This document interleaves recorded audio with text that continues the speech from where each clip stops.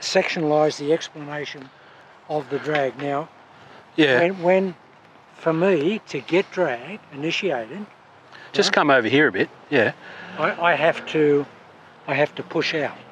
Yes. You know, I have to have a force Yes. going that way to create the drag. Definitely. I keep the push out all the Yes. time. So it's not just getting it down here in just a static position and then trying to get lag. No, no, no. It's the push away before the lag. Yeah, yeah. And No, the it's. lag is continued because But you of the never push. see any movement. I would argue this. That's a great question, but I would argue this is that Well, it's the hardest thing I've had to come to grips with. Yeah. Is how do I start the drag and maintain it?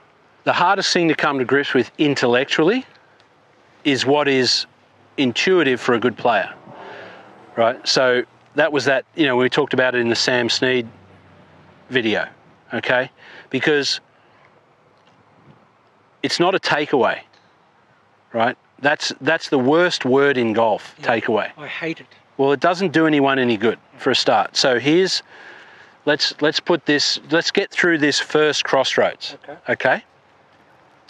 So we're going to get through this first crossroads and we're going to get into the specifics of how, now we know what we're trying to achieve. So I'll just recap that. Okay. What we're trying to achieve is we've got 4 fundamental things. 3 sort of states that we're in, an alignment that we're in, a sequence we're in, and a direction that the club swings in, which is one direction. And then our fundamental task to create those 3 fundamentals is to stay in drag. And what drag is that this end stays away from us and we stay away from it while it swings around us. In other words, it's doing a whole bunch of things here, but while wherever it goes, we want to keep it away from us, maintain the width, if you, for want of a better term. That's what I feel. Right, exactly. Or also, we want to stay in motion away from it. And that's why we go away from it into the right leg. Yep. And then when it changes sides, we go away from it in the left leg so we can keep away from it. Yep. That's why a good player does that. A good player rotates from transition to the left to get away from the club. Yep. And the reason he does that is to keep the drag on it. And the width. Yes. So that's what we're trying to do, okay? Yep. And then I'll just recap where we came back from, which is to get those 4 things, I do it sort of all at once through the sequence. I get the apex away from me in opposition. You'll see a lot of top players do this, by the way. Nicholas, tons of guys. Lucas Glover. I know people don't like him, but Ian Poulter's really good at this. It's one of the reasons you can see he's successful. But anyway, the point is, that's away from my base in rotation. Then my rotation of the base is away from that. Apex, base, apex, base, apex, base, apex, base. Okay. Got a little microphone issue here. It's in the wrong place. There we go. That was hammer. That was good. So all right. So that's what we're looking to set up. We set up, and you can see by the words, the sort of mantra that I'm in there, that I'm in a sequence, and the sequence just keeps going. So the swing, my 2 rolls, apex away from me, base away from apex, don't change. What changes in the swing itself is now all of a sudden the club takes off in one orbit around me while I continue to do exactly what I've already done 4 times leading into it. Okay, now I don't have to do it 4 times. I could go in there and I could go... I was going to ask that question. Yeah, well, if I'm going to do it once, I'm going to be ready. So it's like, okay, here I am. It's apex to base, and it's apex to base. Okay, I could play like that if I chose to, right? But I choose to just stay in the sequence and hit it whenever I want. The reason for that will become clear later, because I'm willing to let myself go wherever I want to go. Okay?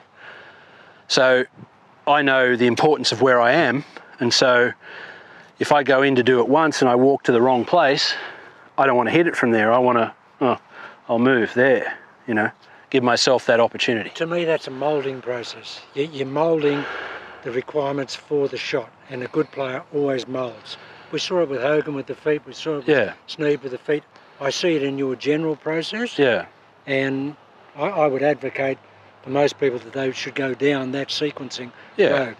Yeah, I mean, someone like Matt Jones, for example, right? Well, Matt Jones, that's a different beast. No. He's very no, it's not. He's quite unique on the tour. I don't know anyone that... No, it is unique. That's true. Yeah. That's true. But the thing is, what that obviously guarantees him is that he's in the sequence. Well, he's done the sequence before he gets there, hasn't he? No, I know, but the point is that, well, yes, but the point is that if he did that and he wasn't in sequence, he wouldn't be able to bust an egg. No.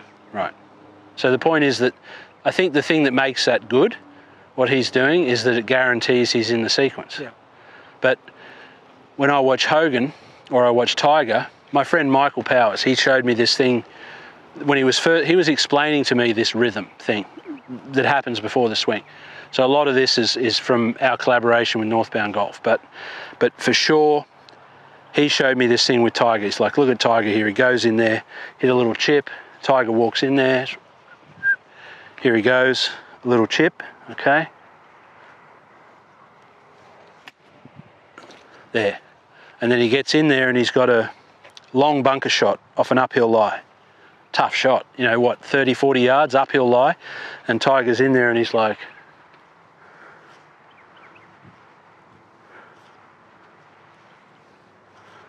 right? He's not, it's so particular where he's got to be that he can't just go in and hit it. And that's specific. Yeah, it's needing to be in the right place for that shot. Yeah. On a basic shot, Tiger just walks straight in there, but on a shot that's very difficult, might take him a little longer. So it's okay. My point, sorry if I can just finish. The point is that if it takes you a little longer on a particular shot, it's okay as long as you're in the sequence. So for you, Martin Ayres, generally speaking, your process is a 1, 2, 3, 4 process? No. For you? What do you mean? Like there's no number. We've no. got base to apex there, and we're going through 3 or 4. No, I don't have I don't even have a number in mind. Okay. No idea. Okay. I don't care. And so it's part not of that countdown process. No, right. Not at all. Okay. No. So, in other words, say I'm going to hit a fade at that gum. Okay. It's like, okay. I know I want to walk into a pretty good spot to start with, so I don't have a lot of work to do, right? I don't want to have a lot of work to do, so I'm kind of apex to base. And that's pretty good, JH. I just step a little bit over that way, over towards the golf,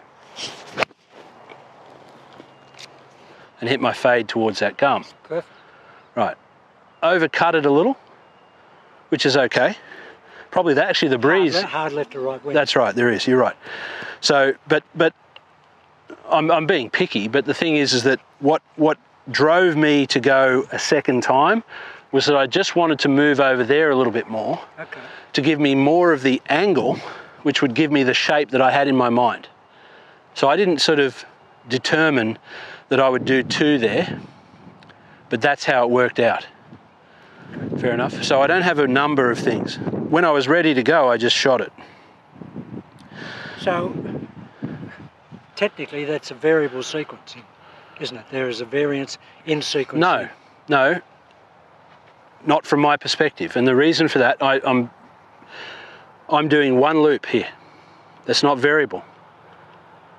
If I do 1 loop, it's the same thing as doing 2 loops, as doing 3 loops, as doing 4 loops. They're the same thing, right? So they're the same. They're not variable. Yeah, but no, I'm talking about the sequence of the action. How many it is. Yeah, but again, that's not something that, see, if I was counting the sequence, then I'm not playing my shot, am I? In other words, if I was worried about how many times I was doing that, instead of worrying about doing it as many times as I needed to hit my shot, there'd be that's a choice I'm making. Well, that's a really good investigatory. No, it's a great question. It's a great question. Yeah. Because and you just solve the problem. No, but I think this is, it is. Well, I think this is important because, you know, there's a lot of talk out there about pre-shot routines where people will say, well, you should time your pre-shot routine. It should take the same amount of time each time so that it's routine. Again, you know, Michael Powers, my mate, he's what I think his investigation into golf, which differed from mine greatly in that I was really into the action and how's that fitting into the game. He was looking at the time of the actual game. And the time of the game is this thing unto itself where you have to bring the information. It's information, right? I got the information of where that is and where that is and what this is and where I am. And I've got to bring all that together.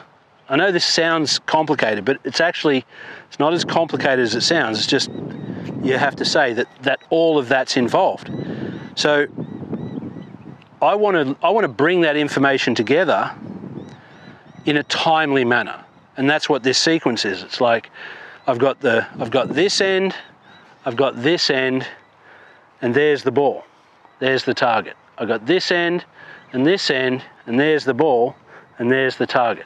And so you kind of, it just brings it in.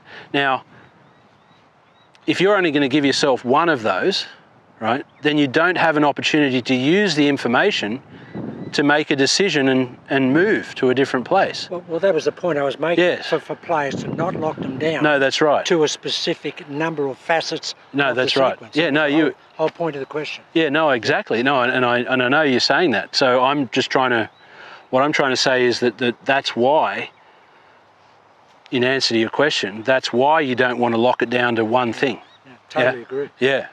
You want to be free. And I've never done that even with my old golf swing. I've always been, shot specific, condition specific and set and fire. I first met you, you did action reaction, which I thought was fucking fantastic. Well, that's all I ever knew. Yeah. It was just action for the reaction. Yeah. But that, however many loops you do, right, you're looking to, I personally like this kind of thought process is back here, I know what shot I'm going to hit, okay? Now I'm going to hit a draw up against that left to right wind, okay? To that same tree. And it's like, okay, yeah, that's there. This is here in my hands. It's like, okay, I'm going to walk in there. I know I need this shut to me, but not necessarily shut to the target. Nicholas said he shut the face and everybody said he didn't, but he did to him, okay? So I go in, it's like, right, I'm almost there, John. I really am. I could almost hit this shot from here, but not quite, because I haven't really measured the ball yet, but I could almost do it from here. From here, I'm a real big chance, but I'm an even better chance from right there.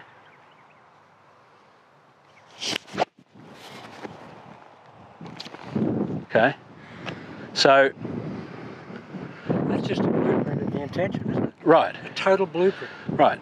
So it's like I don't want to make myself have too much work in here. What Tiger's brilliant at, what Rory's brilliant at, Brooks Koepka, they go like right there, easy, and then it's like just little adjustments, micro adjustments. It's apex to base in sequence, in opposition, in drag, and then it's the club in one direction.